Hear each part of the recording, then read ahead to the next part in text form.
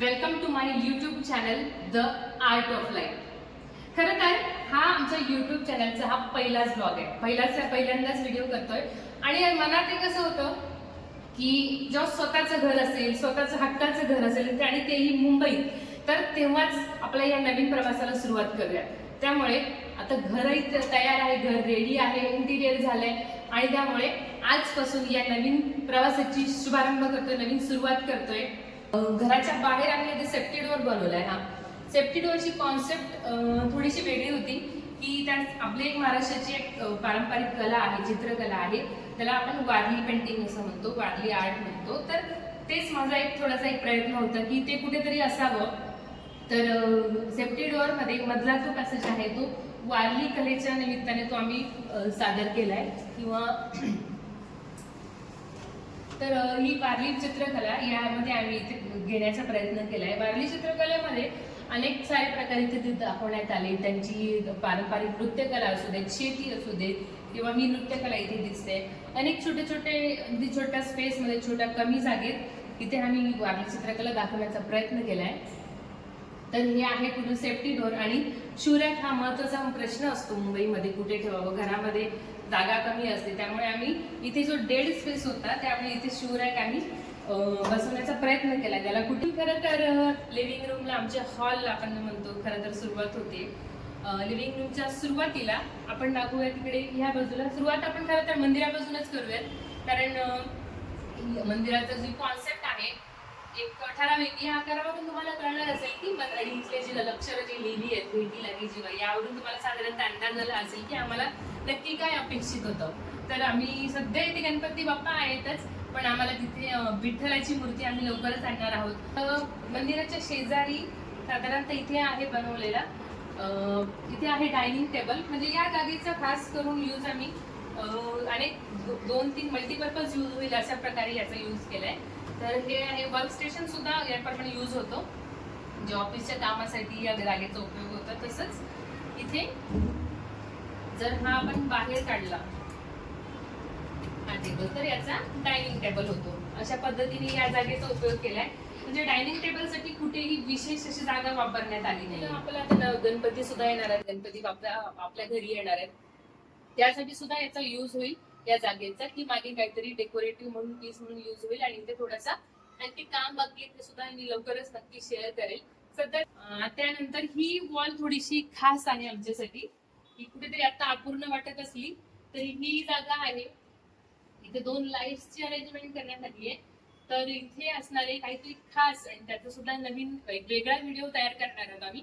त्यासाठी त्या पुढे जाऊन इथं सिलिंग आहे, हॉलचं जे सिलिंग आहे ते आम्ही थोडंसं साधं केलंय आणि जास्त काही अतिरेक न करता साधं, सोपं आणि सिंपल करण्यात आलंय. तर इथे 2 फॅन आणि साधारणतः एक झोंबर टाईप जे छोटं लाईट आहे ते ठेवण्याचा प्रयत्न केलाय. मिनिमलिस्टिक जो फर्निचर आहे, कुठेही अतिरेक न करता, कुठेही जास्ती आवाजावी न दाखवता असं छानपैकी असं करण्याचा प्रयत्न केलाय. टीव्ही युनिट मध्ये ही जागा आमच्यासाठी खास आहे, कारण ही एक ऊर्जा देणारी, आपल्याला हवं असतं काहीतरी की आयुष्यात जाताना अनेक चढ-उतार प्रसंग येतात, तेव्हा ही जी जागा आहे आम्हाला काय, पण कोणालाही एक ऊर्जा स्रोतच कोणाचाही असू शकतो. कारण इथे ही सगळी आमची पुस्तकं आम्ही इथे रचली आहेत, जी काही वर्ष एका बॅगेमध्ये ठेवलेली होती. आज त्यांना हप्त्याचं घर इथे मिळालेलं आहे. आणि आमचे जे इंटेरियर होते त्यांच्या सांगण्यानुसार किंवा त्यांनी आम्हाला चांगलं सजेशन दिलं, इथे त्यांनी लाईट्स ऍड केले, त्याच्यामुळे याला एक छोटासा वेगळा लुक आलाय, छान. आणि हे पुस्तक असं आहे की ते वाचलंच पाहिजे. शिवाजी महाराजांच्या ऐतिहासिक कालखंडाची निगडीत हे पुस्तक आहे. एक आहे त्याप्रमाणे महानायक हे सर्वश्रुत आहे. महानायक सुभाषचंद्र बोस यांच्यावरती साधारण एक मुकद्दर म्हणून एक नवीन पुस्तक आलंय सध्या, याची खूप जास्त चर्चा आहे, जी औरंगजेबावर आधारित आहे. त्यात कुठेही औरंगजेबाचं कौतुक न करता तो कसा होता, त्याची वागणूक कशी होती, त्याचं चरित्र, त्याचं कौतुक न करता या पुस्तकातून रेखाटण्यात आलेलं आहे. तर हे पुस्तक आहे, तर हे नक्कीच वाचावं अशी पुस्तक आहे. मी रिकमेंड करेल की हे पुस्तक वाचावी अशी आहे. त्याप्रमाणे आमचा हा पहिला ब्लॉग आहे. जसं मी म्हटलं, तर तुम्ही या चॅनलवर नवीन असाल, जर तुम्ही चॅनल सबस्क्राईब केलं नसेल तर नक्की सबस्क्राईब करा, जेणेकरून आम्हाला थोडंसं प्रेरणा मिळेल, आणखी छान छान विषय तुमच्यापर्यंत घेऊन यायची प्रेरणा मिळेल मला. आणखी वेगवेगळी जी इन्फॉर्मेशन आहे ती दाखवण्याचा मला माझा प्रयत्न असेल. तर त्यामुळे जर तुम्ही चॅनलवर नवीन असाल तर नक्की सबस्क्राईब करा. तर पुढ्यात किचन कसं आहे. तर हा आहे आमचा छोटासा किचन. छोटा असला तरी अगदी ऑर्गनाईज केल्यामुळे, सगळ्या गोष्टी व्यवस्थित ऑर्गनाईज केल्यामुळे फार काही अडचण होत नाहीये.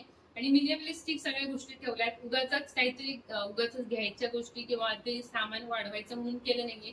जेवढ्या गरजेच्या गोष्टी आहेत तेवढ्याच ठेवल्यामुळे पसारा वाटत नाही किंवा आपली जास्त धावपळ होत नाही कामाची आवरण्याची. त्यामुळे बऱ्यापैकी आता इथे आम्ही रमलोय. कारण सुरुवातीला छोटा वाटायचा, पण आता बऱ्यापैकी त्याचं सवय झालीये कुठे काय गोष्टी ऑर्गनाईज करायच्या हे कळलंय. त्यामुळे ऑर्गनायझेशनसाठी काही गोष्टी बेसिक असतात, त्याच्या रोजच्या लागणाऱ्या वस्तू असतात आपल्या, जे तेल, मीठ, साखर, चहा पावडर या सगळ्या गोष्टींसाठी इथे ऑर्गनाईज केलंय. आणि इथे या छोट्या गोष्टी त्यासाठी छोटा एक आम्ही एक ऑर्गनायझर घेतलंय. तर एक किचन मध्येही एक छोटासा प्लांट असावं असं माझी इच्छा होती. त्यामुळे इथे एक मनी प्लांट लावलाय आणि नुकताच त्याला एक पानही फुटलंय. थोडे छोटे छोटे कोंबे यायला सुरुवात झाली आहे. त्यामुळे बऱ्यापैकी तेही छान दिसतंय. बऱ्यापैकी लवकर मोठं होईल ते. आणि त्याचप्रमाणे जसं मी सांगितलं, वारली पेंटिंग जी आहे, वारली कला जी आहे ती माझी अत्यंत आवडती आहे. त्यामुळे तो मी इथे कुठेतरी इथे जागा रिकामी होती, त्यामुळे तो आम्ही इथे हायलाइट करण्याचा प्रयत्न केलाय. इथे जे आपले स्पून वगैरे जे असतात चमचे, त्याच्यावर त्यांनी पेंटिंग केलंय. हे मला रेडीमेड मिळालंय, ऑनलाईन त्याचं परचेस केलंय मी. तसंच इथे स्टोरेज घेतलंय.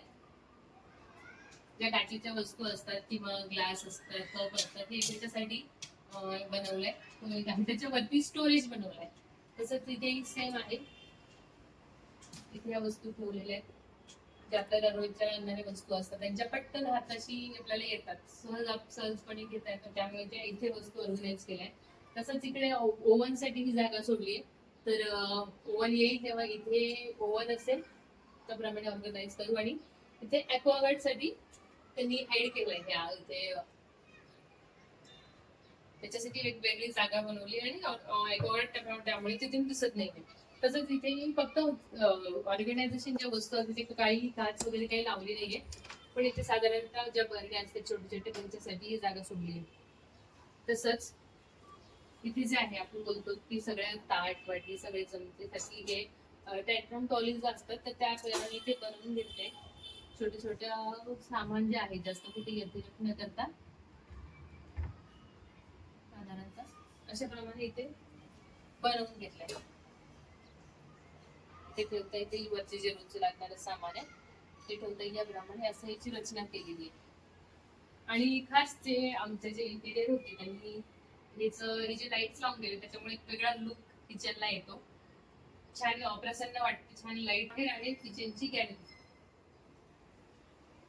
किचनच्या गॅलरीमुळे बऱ्यापैकी पसारा जो असतो जी आपल्या रोजचा असतो ती वॉशिंग मशीन आहे, त्याच्यामुळे ते बाहेर झाल्यामुळे घरामध्ये फारशी त्याची काही अडचण होत नाही. तर इतर गोष्टी कसं स्टोरेजचा एक बॉक्सही तिथे दिलेला आहे. अशा प्रकारे किचनची गॅलरी आहे. तसंच या प्रकारे इतर जे अतिरिक्त जे स्टोरेज असतं, जे कुठे डबे असतात, छोट्या बॅग्स असतात, तर ते ठेवण्यासाठी इथे सोय करण्यात आली आहे. याचा खरंच खूप उपयोग झाला, कारण सहजपणे इथल्या गोष्टी बऱ्यापैकी सामान इथे मावल्यामुळे इकडची गर्दी कमी झाली. तसंच इथे पेंटिंग्स घरामध्ये असावेत, कारण छान फ्रेश वाटतं. आपलं मन जितकं प्रसन्न असेल तितकं घरातलं वातावरणही प्रसन्न असतं. त्याच्यामुळे मला पेंटिंग्स हव्याच होतं. त्यामुळे इथे जागा जी रिकामी होती ज्याचा काही यूज होतं, तर साधारणतः साध्या ऑनलाईन पेंटिंग्स घेऊन मी इथे त्याचा यूज केला. आणि इथे आहे कॉमन वॉशरूम. तर कॉमन वॉशरूम प्लस मास्टर बेडमध्ये तिथेही वॉशरूम आहे. त्यामुळे साधारणतः 2 वॉशरूम आम्हाला इथे या फ्लॅटमध्ये मिळाले.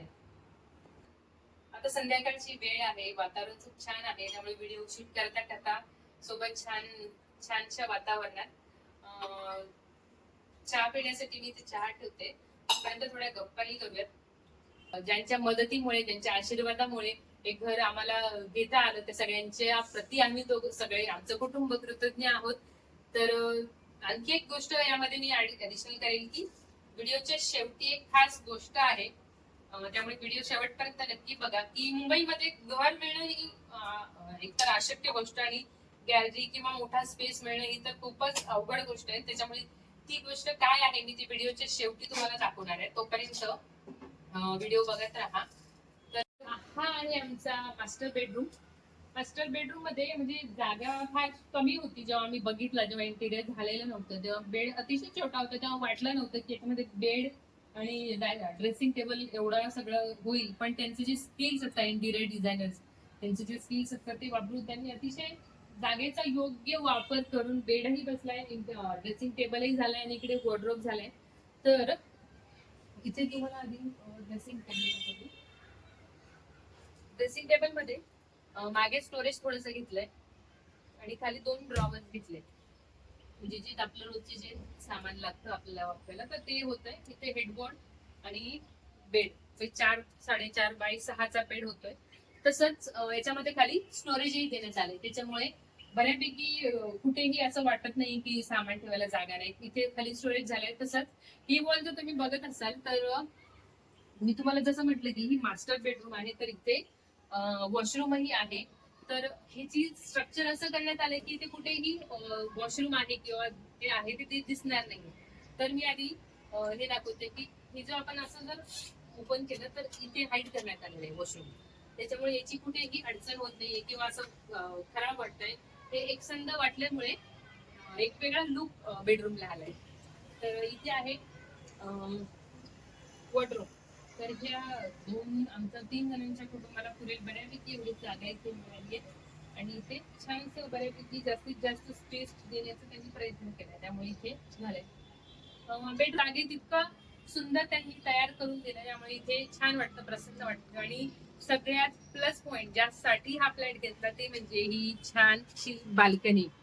बाल्कनी मुंबईमध्ये मिळणं खरं तर अशक्य असतं. तर आम्हाला बाल्कनीचा फ्लॅट हवा होता, त्यामुळे आम्ही ही बऱ्यापैकी मोठी बाल्कनी मिळाली, त्यामुळे बेड कमी झालाय. तर बाल्कनीचं थोडंसं काम झालंय, थोडं बाकी आहे. तर इथे आम्ही नुकतीच काही नवीन आमच्या फॅमिली मेंबर्स ही झाडं आहेत जी सुरेखही आहेत आणि उपयुक्तही आहेत. अशी काही झाडं आहेत. एलोवेरा आहे, हे झाड आहे ब्राह्मीचं. कदाचित याचं एवढी माहिती उपलब्ध नसेल, पण हे ब्राह्मीचं झाड आहे जे स्मरणशक्ती वाढवण्यासाठी खूप जास्त काम करतं, जे मेडिसिनल आहे. त्यामुळे ते मी आवर्जून या घरामध्ये ठेवलं. ॲलोवेरा किंवा आपलं कोरफड जे म्हणतो आपण ते तर आहे सगळ्यांना माहिती. हे आहे रबरचा प्लांट, हे आहे पान ट्री आणि हे आहे स्नेक प्लांट. तर अशा प्रकारे आहे. तिथलं थोडंसं काम बाकी आहे. तर ही वॉल अशा प्रकारे थोडंसं डिझाईन करण्याचा प्रयत्न केला, तरीही थोडंसं काम बाकी आहे. तर त्याचाही व्हिडिओ नक्कीच लवकरात लवकर करण्याचा प्रयत्न करू. तसंच अशा प्रकारे हे होतं आमचं मुंबईतलं हक्काचं छोटस घर. आणि जसं सांगितल्याप्रमाणे एक खास गोष्ट आहे, एक जी दाखवायची, जी फार मुंबईमध्ये फारशी अवेलेबल नसते, पण ती योगायोगाने आम्हाला कशा नशिबाने किंवा योगायोगाने आम्हाला मिळाली. तर ती काय आहे चला बघूया.